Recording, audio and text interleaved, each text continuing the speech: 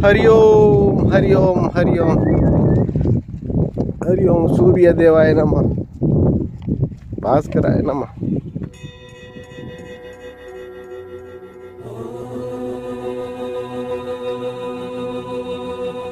हरि ओम हरि ओम हरि ओम।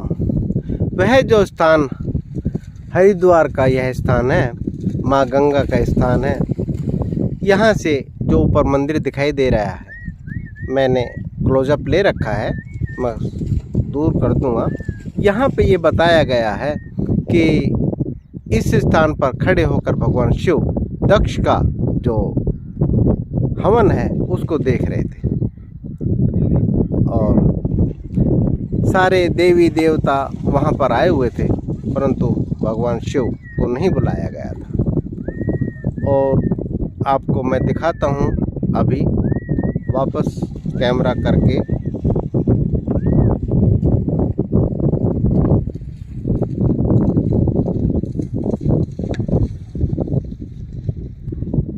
यह है गंगा मैया का स्थान है और वो स्थान है जहाँ पर भगवान शिव खड़े थे।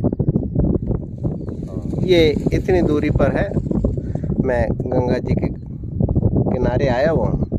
यहाँ से मैं दिखाता हूँ दक्ष मंदिर कहाँ पर है। वहाँ पर हवन चल रहा था। ये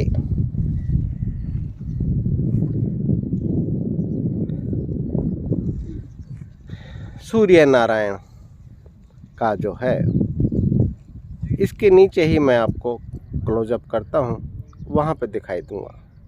वहाँ पे दिखाई देगा एक मंदिर, वह दक्ष मंदिर है। और छोटी सी चोटी दिखाई देगी आपको,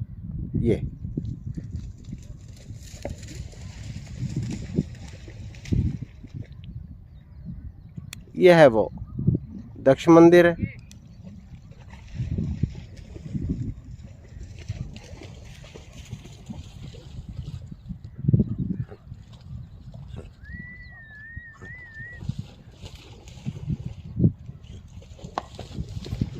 यहाँ से 8 से 10 किलोमीटर होगी दूरी दक्ष मंदिर की, और गंगा जी के किनारे ही है वह भी। यह जो टावर दिखाई दे रहा है आपको, ये दक्ष मंदिर के किनारे ही है। बल्कि ये दक्ष मंदिर भी आपको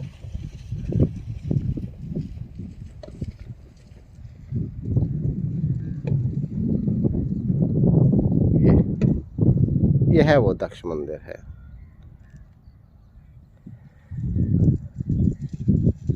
जब भगवान शिव ने देखा कि यहाँ पर सभी को बुलाया गया है, परंतु अपने दामाद को इन्होंने अपमानित करने के लिए नहीं बुलाया गया, और सभी देवताओं को आसन दिया, भगवान शिव का आसन भी उन्होंने नहीं दिया, नहीं रखा। तो कहने का मतलब ये है कि हम जब भी इस प्रकार की वृत्तियों में फंस जाते हैं तो भूल जाते हैं कि अपना अस्तित्व। जैसे मैं अपना एक उदाहरण देता हूँ, मैं किसी को अगर सम्मानित करता हूँ तो भाई के तौर पर, चाचा के तौर पे, ताया के तौर पर सम्मानित करता हूँ, उसके व्यक्तित्व के तौर पर नहीं। यह बड़ी विडंबना है। व्यक्ति विशेष की पहचान आम जन समुदाय के बीच में होती है और समाज उसके अस्तित्व की पहचान करके उसको बताता है कि ये एक्चुअल में पहचान है उसकी। तो कहने का मतलब ये है कि भगवान शिव तो महादेव थे, देवों के देव थे। उन्होंने देवों के देव को अपना सिर्फ दामाद ही माना, जमाई ही माना। उन्होंने ये नहीं देखा कि वह देवों के देव मेरे पुत्री के योग्य वर हैं और मुझे उनका सम्मान भी करना चाहिए। सभी देवता उनका सम्मान करते हैं, तो मुझे भी सम्मान करना चाहिए। जब इस प्रकार की वृत्तियां जीवन में आ जाती हैं कि यह मेरा ताया है, चाचा है, भाई है, बंधु है, रिश्ते हैं, रिश्तों से बाहर निकल कर नहीं देख पाता। और रिश्तों से जब तक बाहर निकल के नहीं देख पाएगा तब तक उसको पूर्ण ज्ञान नहीं होगा। क्योंकि शरीर रूपी मंदिर में कौन रह रहा है, किस प्रकार से रह रहा है, उसकी उपलब्धियां क्या हैं, यह कभी नहीं प्राप्त कर पाएगा। आज का समाज व्यक्ति विशेष को जानता है, उसको फ्रेम में जड़ लेता है।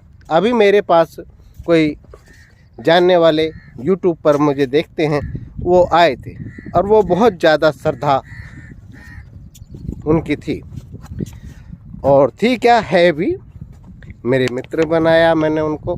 जबकि वो कहते हैं कि नहीं, हम आपको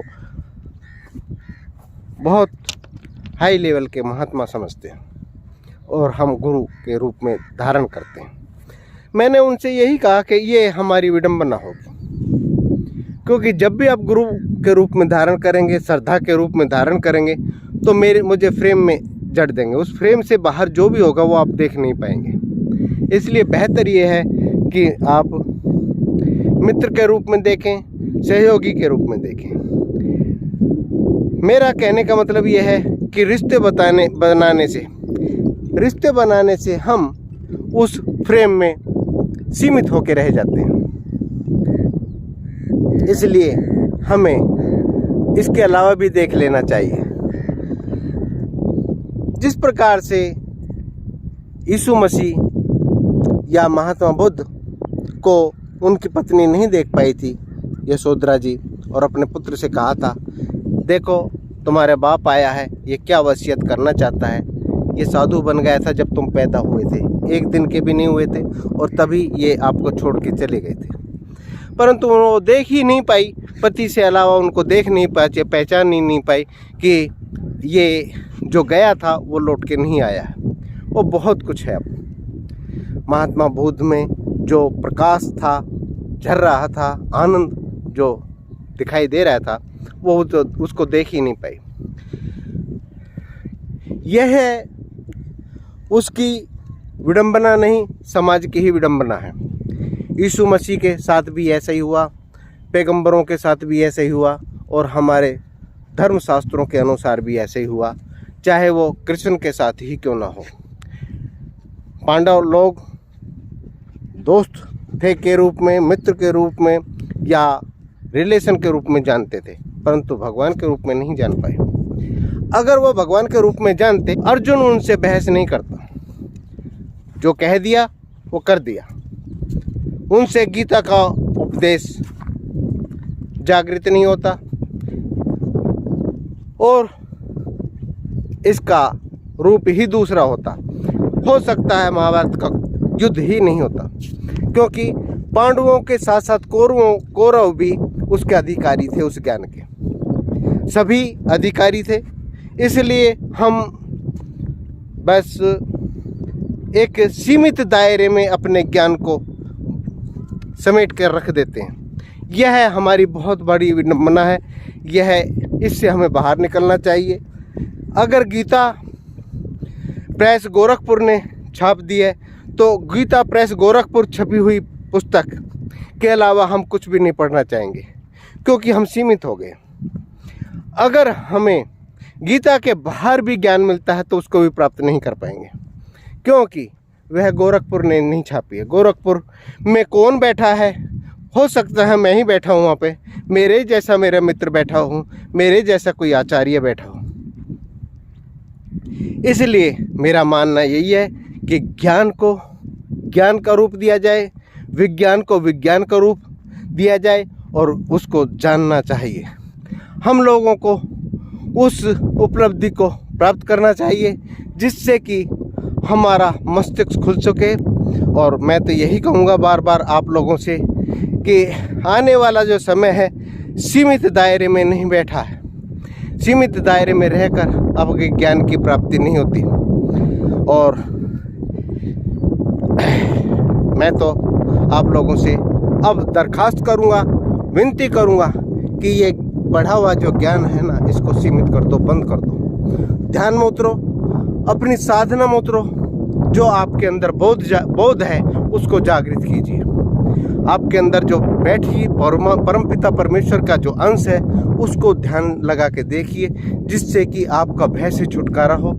आने वाला समय बहुत ज़्यादा विकट समय है। ज़्यादा अच्छा समय नहीं है, सच्चाई है ये।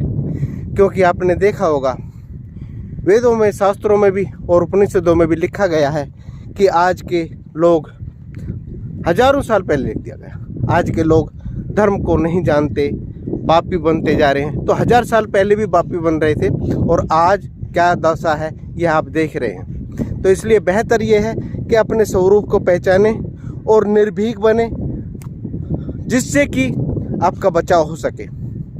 आपका बचाव मीन्स आपके बुरे विचारों से और दूषित आने वाले समय से अपना बचाव कर सके। इसलिए आज के लिए इतना ही। कमेंट्स कर दीजिए, कुछ पूछना हो तो सब्सक्राइब कर लीजिए, बेल आइकॉन दबा लीजिए। जो भी आपको साधन अपनाने हो अपना लीजिए, क्योंकि मैं खुदा नहीं, परंतु मैं खुदा से जुदा भी नहीं, क्योंकि खुदा मेरे अंदर बसता है। वो ईश्वर जो ना, ईश्वर का अंश के बगैर मैं चल नहीं सकता, मैं बोल नहीं सकता, मैं देख नहीं सकता, मैं कोई क्रिया नहीं कर सकता। मेरा अस्तित्व ही क्या है, मैं हूँ क्या। ये शब्द जो मैं है ये कहाँ से बोल रहा है, कहाँ से उसकी प्रेरणा मिल रही है, कहाँ से उसकी ऊर्जा मिल रही है, उसके बगैर कुछ भी नहीं है। हो सकता है ये मेरे मुख से ईश्वर के शब्द निकल रहे हों, क्योंकि ईश्वर की प्रेरणा से ही निकलते हैं। जो कुछ भी क्रिया हो रही है ईश्वर की प्रेरणा से ही है। इसलिए सब एक दूसरे से जुड़े रहिए। विदेशों में बैठे हुए जो भी आपके मित्र हैं और जो भी आपके सगे संबंधी हैं उनको बुला लीजिए, कुछ समय के लिए साथ रहिए। नमस्कार, हरिओम। मिलते हैं फिर से अगली दफ़ा।